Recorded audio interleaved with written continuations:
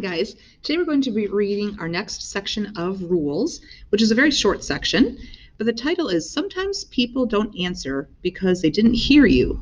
Other times it's because they don't want to hear you. So we're thinking about that rule as we're reading through here and how it pertains to this actual chapter. Though my legs are tired, I run faster up my driveway, trying to put every feeling into words for Jason's cards.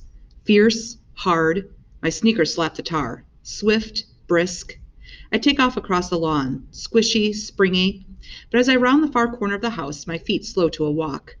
Dad is kneeling in our garden, his back to me. Watching him, I think of Christy at her dad's for the weekend and Melissa in California with hers. Part of me wants to run up and hug Dad from behind or cover his eyes with my hands, like I did when I was little. Guess who, I'd say, and he'd guess everyone but me, even though we both knew he was pretending because he'd give impossible answers like Queen Elizabeth or Little Bo Peep. Before I could decide what to do, Dad spots me. Look, Kath, he twists a ripe tomato from the vine and holds it out to me. Isn't this beautiful? I'm sure not many people have ripe tomatoes yet. I walk over and take it from him. I bet we're the first. Dad's always proud we have tomatoes before anyone else. That's because he starts the seeds in pots on the kitchen windowsill while snow's still deep on the ground. I study the tomato closely, drawing it in my mind. It's so smooth I'd need dense color, layered until not even a flicker of white paper showed through. Alone, each of my colored pencils would be too bright, but blended, I could make it look real. People usually think tomatoes are red, I say, but they're more red-orange with yellow-orange streaks, and there's even the smallest hint of purple here in the creases. Purple? He looks over, his forehead lined with concern. Is it mold? It feels stupid to be jealous of a tomato, but sometimes I think Dad likes them more than he likes David and me. No, it's just a shadow. Oh, good. Dad turns a frilly leaf to check the underside. Standing above him, I'm startled to see more gray hair than brown on top of Dad's head. When did that happen? Have you heard from Melissa lately? He asks. I got a postcard last week. Her father took her to Disneyland. I rolled my tomato between my hands, the prickly stem poking into my palm. Maybe I could do something special too. Just us?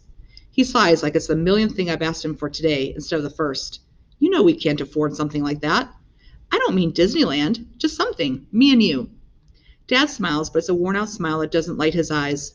I'm sorry, honey. I've been dealing with doctors and customers and staff all week. I really need to stay home today and be quiet a while. Watching him pick up another tomato, I mouth words at the back of his head. But what about me? Maybe we could cook spaghetti tonight. He places his tomato with the others in his basket. These would make a great sauce. Before I could answer, Mom yells, It's 3 o'clock. Dad frowns at his watch. I'd really like to finish up here first, he calls to her. I'm almost done. In the kitchen doorway, Mom crosses her arms over her stomach. David has his shoes on already, and I have paperwork to do for my meeting on Monday.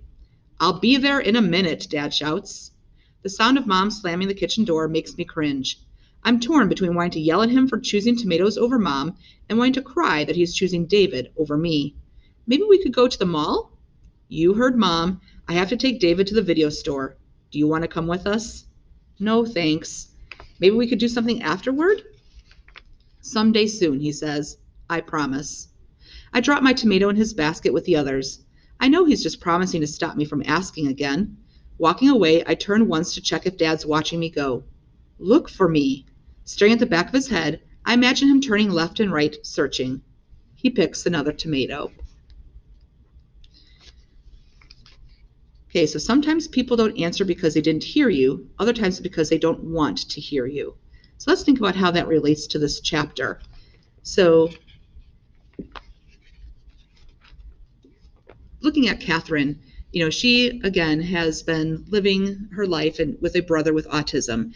And there's a lot of different challenges that come to that between her mom and dad. Her mom and dad get angry with one another about especially the time, because we know David is very sensitive to the time. And dad is working very hard, and he's very stressed about work and stressed about being able to provide for his family.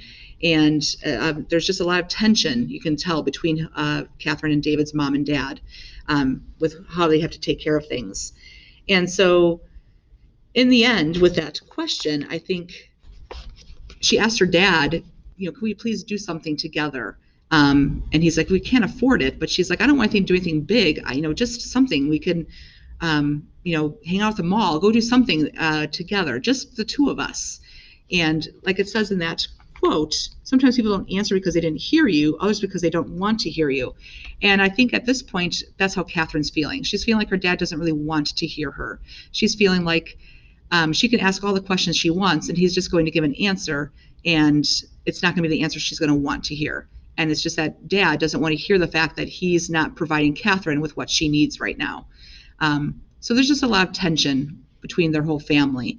And I think that's really coming out in these chapters. So for today, we are reading this chapter, and then you guys have a Google form to complete about the chapters. So finish this Edpuzzle and then complete your Google form, and you are done for today.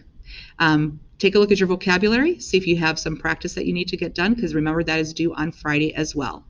Thanks, guys. Have a great day.